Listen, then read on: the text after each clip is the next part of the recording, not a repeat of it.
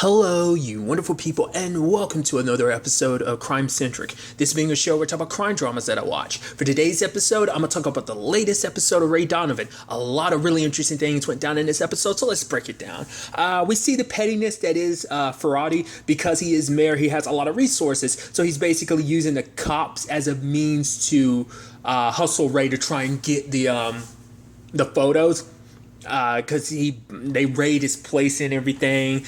They even raid Molly's place looking for him. They end up towing his car. It's like obviously Ferrati going as far as he can without going down illegal means. I mean, it's like, you're kind of mayor, you're kind of a little bit of a gangster. I mean, especially he was kind of already a corrupt mayor anyway, so he's definitely filling that gangster role. So it's just kind of interesting for him to kind of basically go about this the very legal way, and I guess being able to do stuff criminally in a legal way is very gangster-like, so I guess that's why that kind of applies in that way.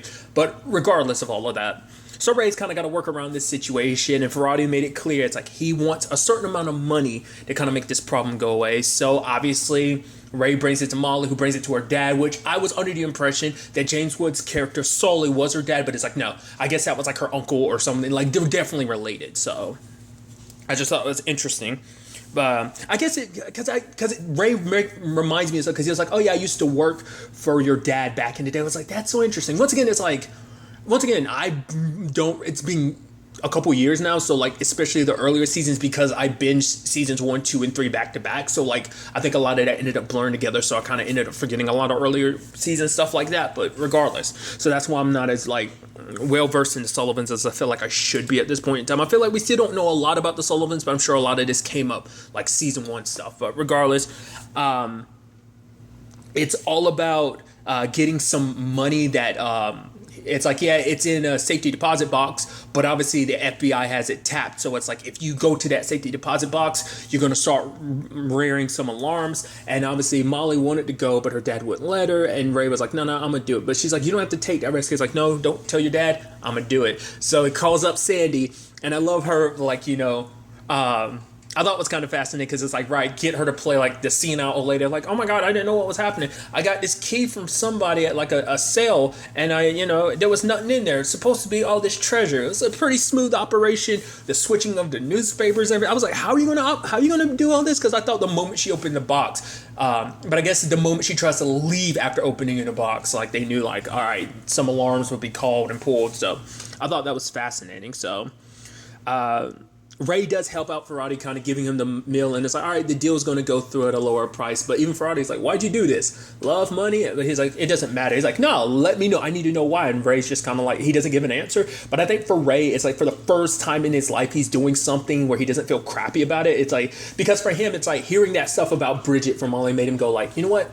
I need to be a better person. He wants to be a better person, and the way he goes about things isn't like the best way. So I think for the first time, he's doing something where he feels like, I'm not being a kind of garbage person. At least, in his mind, he might look at, what he does as kind of a garbage thing of like, I'm helping garbage people, so that makes me a garbage person. So I'm not trying to turn these two people's lives upside down, because it probably does make him think like, to honor my sister, she thought I was a good person, so somewhere along that way, I lost the person I could have been. Obviously he had talked to his therapist about, like, I brought it up last episode, what he wanted to be, and it's like, he wants to help people. And I think I think it isn't necessarily about love or money. I do believe it is just about, hey, I want to be a better person.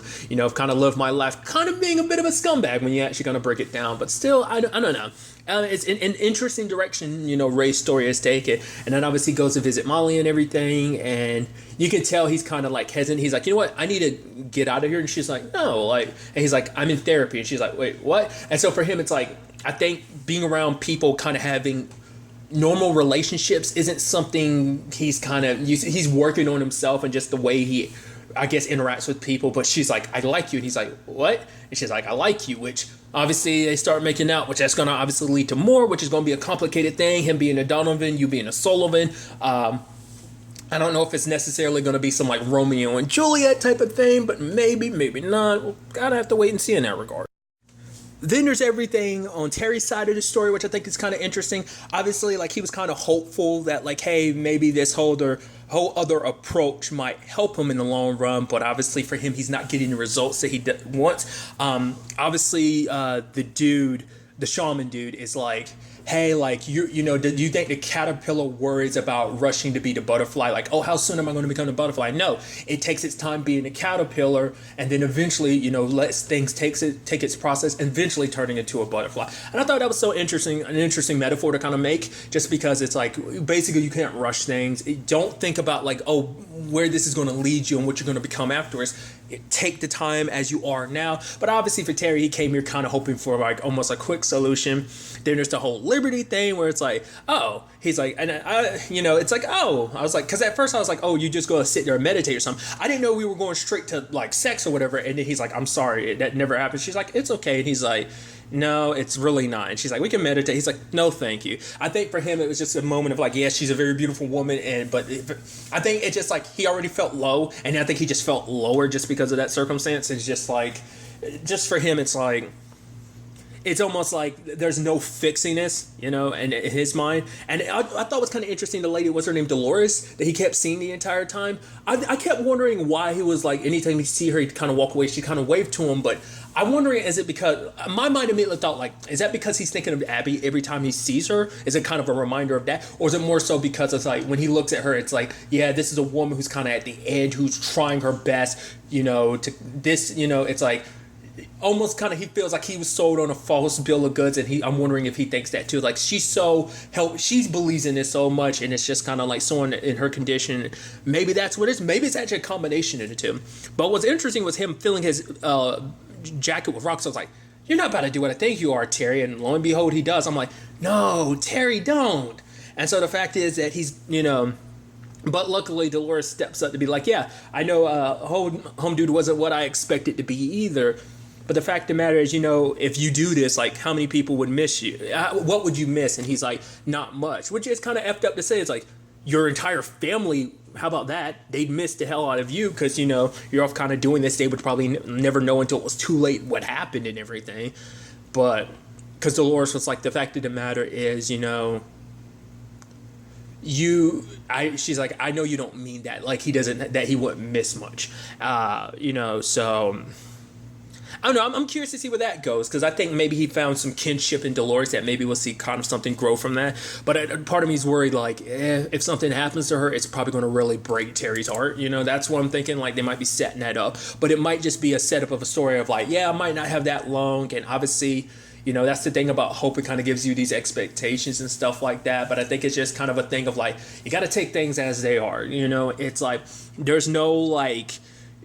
sprint to the end. It's kind of a bit of a marathon type of thing. I don't know. I'm curious to see what they end up doing going down that storyline. Will Terry continue this shaman stuff? I would assume maybe he will. Once again, I kind of got a feeling like I was like, this seems a little bit cultish, but we'll see. Hey, if it's doing some good and they're not doing any harm to people, then it's fine. But I'm wondering. Like I said, it seems more hippie-ish, but last episode made me kind of go, I don't know, it seems a little cultish, but we'll see in the long run. So there's that side of things. There's things with Bridget's side of the story. Obviously, she's sneaking in, and it's like there's that whole conversation because obviously more happened between her and Adam.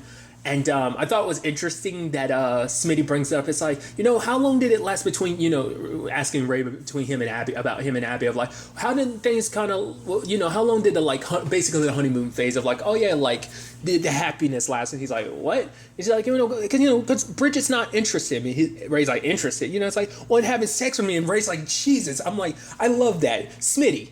That's every father's dream, to have his son-in-law talking about, the fact of the matter is me and your daughter aren't having sex. It's like, Jesus, I want to hear this conversation.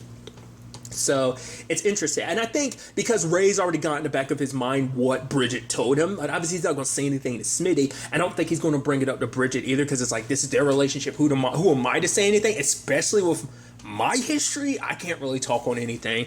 And, and I think that's what's weighing on Bridget even more, because like what Ray said, it was like, if you don't want to cheat, don't cheat. And the fact that she did, I think that, it's messing with her a little bit. Because the whole thing is like, is it just because she's not attracted to Smitty anymore? Is it just because they're married that changed everything? It might be the thing of like she was in love. But I think it was because it's one of those things of like you were brought together because of this extenuating circumstance. It's kind of I always have to bring it back to superheroes. It's like Hawk and Dove's relationship in Titans. They were brought together over tragedy in a similar sense. Smitty was sick and dying. Obviously, Bridget, everything with Abby, like, so there was some kinship in that, and it's like basically you fell in love over the course of war, essentially, and the emotions are heightened. You're in a very vulnerable place, and you found each other. But now that phase is kind of going, where that happiness is kind of trailing in, now I think it's that thing of like, is this what I wanted? Like, was I, that's where I'm thinking they're kind of entering. At least maybe that's where Bridget is. And once again, this is just me making assumptions, And once again, it's like, I'm not trying to fault her or anyone. It's just the circumstances they fell in love in were a very heightened situation that maybe that heightness has kind of worn down. And it's like, and I think maybe it's that point where she's actually questioning whether she actually loves Smitty like that. So that's interesting. But obviously this all trails into the story of Jonathan, because it turns out he has herpes and he spread it out to a whole bunch of people, and now it's literally become a hashtag JW herpes. I love that. And he won't come out. He's supposed to do recordings and stuff like that. So Bridget brings Smitty along. Smitty has to dress up like Jonathan, and I love when they're switching clothes and everything. Jonathan's like, whoa, you gonna put my clothes on? He's like, yeah, is that really a good idea? He's like, isn't that a bad idea? And and I love even Smitty being like, it doesn't work. I don't think it works like that. And the fact is, he has to start off with, I don't think it works like that. Even he was kind of had to pause, and he takes the clothes off and he walks out in his boxers. Yo, Bridget, you don't get herpes through clothes, right? I love that. That was kind of a cute moment. And obviously Adam, and Bridget was like, no, it was a mistake. He was like, no, it wasn't. It can't happen again. He's like, okay, if you say so. But it's like, oh, there that is. So it's like, but yeah, I even love later on they're brainstorming some ideas and stuff like that. And I love Smitty coming up with herpes. Sounds very sexist, but Hispes. And it's like, yeah. And then he's like, that's a fucking good idea. I love that. I even love Ray being like, yo, what's going on here? And Bridget's like, I wanted him to come here. I snuck him out. I made him look like Smitty and made Smitty look like him. Snuck him out. And now we're trying to get him to release get out in front of this, kind of write his own press announcement for it and stuff like that. That was the right call, right? And Ray's like, yeah, actually it was. And I think there's a part of him that is probably like, holy shit, look, my daughter's a natural at this. But also it's like, well, you're kind of trying to find your way out of this. Well, maybe he's not trying to find his way out of this line of work. Maybe he's just trying to go about it in a different approach. But still, I think that was just kind of neat. But like that almost moment of almost like a proud father moment. I thought that was kind of pretty neat. So I like that. So there's that. Then there's this interesting side with Daryl. I think it's kind of fascinating, where Daryl's like mom is trying to get him to leave. Well, for one, he meets Jasmine and everything, and it's like, oh, he wants to, take her out for coffee, then drinks, then dinner. Like, he really has a thing for her. But obviously his mom is like, yo, let's get you back home. Alan's going to call and everything. And even the fact is like, your father's going to call. It's like, Mick? She's like, no, Alan. He's like, but Alan's not my dad, Mom. But which that I think sets off some red flags, interesting enough. But basically, Alan's offering him a job back home, and Claudette wants him to take it, because I think she wants him as far away from the Donovans as possible. It's like, the fact of the matter is, even if you're not around Mickey, if you're around the Donovans in general, you're gonna get up into you already neck deep in some stuff that's just being taken care of and covered up. But I think for her, it's just like, I don't want you mixed up in all of this. And obviously, Alan's calling him. It's like, yo, I'll give you this position, creative, executive. Oh man, you'll be able to do this. You'll be able to scout out some people. Pitch your own ideas and stuff, and just like, hey, $75,000 salary. It's like, yo, that's pretty dope. But then Alan steps on it a little bit when he talks mad shit about Mickey. He's like, oh, you never see that piece of shit Mickey come into your door again. And it's like, yep. Because no matter what, because Alan screwed up, because it's like, yeah, Mickey might be a mess up, he might be a screw up, but that's still Daryl's dad. And I think that's such an interesting thing, because I think despite everything, because Daryl wants his dad's love, because it's like, no matter how much a piece, like there's always gonna be some part of you that's a little messed up that wants your parents' love, especially if they haven't. I mean, because Mickey wasn't there in a lot of his earlier childhood, but Mickey was there in his later life, and it's like, yeah, Dad's trying to make up for lost time and stuff, and even like, and I love that conversation he has with Bunchy. It's like, yeah, I have this offer, and Bunchy was like, if it was me, I'd take it. But he's like, yeah, but I'm not like Alan, I'm more like a Donovan, which Bunchy's like, I don't know why you want to be anything like us. It's like, well, he's like, do you see our family, how messed up it is, how messed up I am, how messed up me and my brothers are? It's like, this family is nothing but trouble. Why would you want anything to do with us? Why would you want to even be like us? Because for him, it's like, I am a Donovan. You know, Mickey's my dad, and I think for him, it's like, this is my family, this is my dad's family, this is my family. You know, it's like, I'm a Donovan. Like, he's always wanted to be one because he's always felt like an outsider in the family. And I think that's such a beautiful storyline for him to feel that way and for him to want to, it's like he wants to spend time with his dad. He wants to be like his dad, And obviously Mickey coming back into the picture because obviously there's a whole thing with like, I was wondering what it was that Sandy saw in that safety deposit box that was like got her interested. But it's a coin because it's connected to a heist that Mickey was connected to like all those years ago. They said like 77, which obviously Claudette for me was like, whoa, where the hell did you get that from? Because he points it out, because Mickey was going to run some scams like the beach B&B, but he was like, nah, I can't do it. It's like, what am I doing? Because he didn't go to the Maldives like he said he was going to. But then Sandy showed him the coin and it reinvigorated him. It's like, no, we got to play here. We can do something with this, So he's trying to bring Daryl in, because notice that he went to Daryl, the one son that would do anything to try and impress him to be one of his sons, whereas your other three kids, Bunchy, Terry, and Ray, would want to have nothing to do with you, especially because he knows that if Ray found out that he was back, Ray would be super pissed. Like always, when Mickey ends up showing up and kind of causing ruckus, which Mickey does what Mickey does. He always brings chaos wherever he goes. Because even Bunchy said that. It's like, dude, you're always a problem. Like, you're always going to bring the problems. But Mickey not recognizing that. It's like, oh, you're my son. I'm here for my boy and everything. Which Claudette was like, the fact of the matter is, Mickey, I can't be a part of this. And please do not drag my son into this.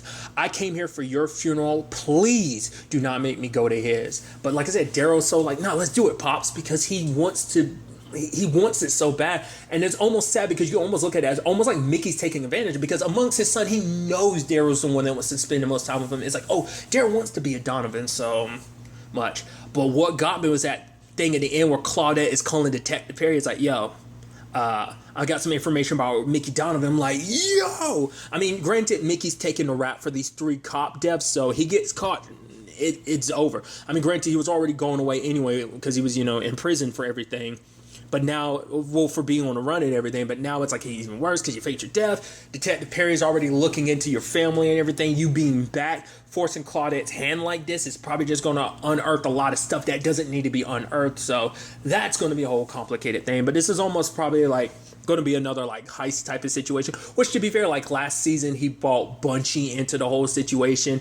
That is kind of interesting when you actually think about it, because now it's like, yeah, he got Bunchy, but now Bunchy's kind of tired of his shit, so now like he's bringing Daryl into the phone. It's like, oh no, come, so that's why I feel like it's super manipulative, but we'll see where things kind of go on that front. So.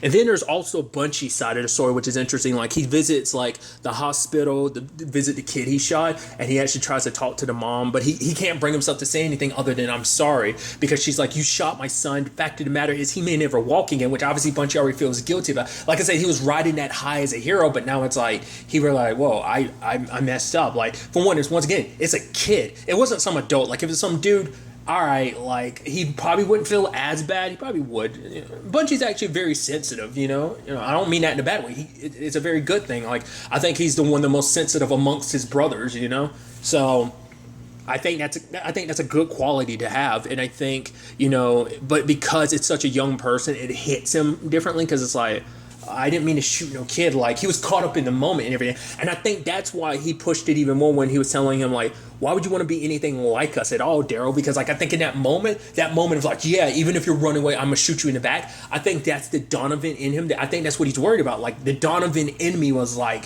ready to do that. So, and it's just like, I mean, maybe it's just because being a Donovan and just everything that happened to him, he's so screwed up. And, I don't know. It's a sad situation, and obviously the mom is pissed, and she has the right to be pissed. But she's just so sorry. And then one of the cops at the hospital sits down and is like, "Yo, fuck that lady. Fact of the matter is, where was she when her son walked out the house with that gun and held up that store?" It's like, you're a hero. Kind of feeding into what Bunchy says, like, oh, so here's a meeting, and it's like Knights of Manhattan. I was like, oh, please don't tell me that's what I think it is. It can't be what I think it is. Later on, the meeting happens, and I'm like, okay, I went into it, I was like, all right, tell me there's some black people here or something. Like, tell me someone that's not just white. Please, I'm looking around, I'm like, I'm not seeing anyone of a different ethnicity. I was like, don't tell me this is what it is. But it's like, yeah. And it's like, all the white white people, then they start bringing up stuff like that about like different ethnicities and stuff. I'm like, oh, this is a white nationalist group, isn't it? I'm like, oh, yeah. And then Bunchy starts catching it too, which let's not forget, like Bunchy has a different perspective on it too, because for one, it's not like his daughter Maria isn't 100% white, because him, because his baby mama isn't. So it's that situation of like, I'm sure that's in the back of your mind. I mean, besides, it's like, well, I have a brother who's black, so it's like, no, I'm not down for this shit anyway. I'm not racist, so I'm not down with what you guys represent, especially because one of the kids he shot is a different ethnicity, so it's like, nah, fuck that. I'm not going to be a part of that. So it's like this almost like some support group for heroes and stuff like that, but he looks at just that group and it's like, I'm curious to see what Bunchy's story is going to where he's going to take him this season with dealing with that, because I was kind of under the impression like, okay, he's going to try and help that kid, he's going to give his mom money to kind of help him with therapy or just like the rest of his life, but it's like Bunchy cannot undo the damage that has been done. So I'm curious to see what that leads, because I remember there's a scene in the trailer where he's walking down the street and he takes off like he was wearing a mask or something, so it's like, did he rob someplace, did he beat someone up? Like, I'm wondering what that is, because if he beat someone up, I'm wondering, is it someone from that group that he beat up, because it's like, oh, you're racist pieces of shit, or is it going to be a situation of he robs people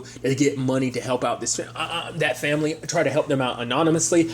I have no idea what's going to happen in that regard, but I'm really curious to see where all this ends up taking Bunchy going forward into the next episode, but also for the rest of the season. So I'm interested to see where all of this ends up taking us going forward. But really, that's all I want to talk about. Till the next time we meet, be happy, be safe, live life to the fullest, and enjoy it. Good day and good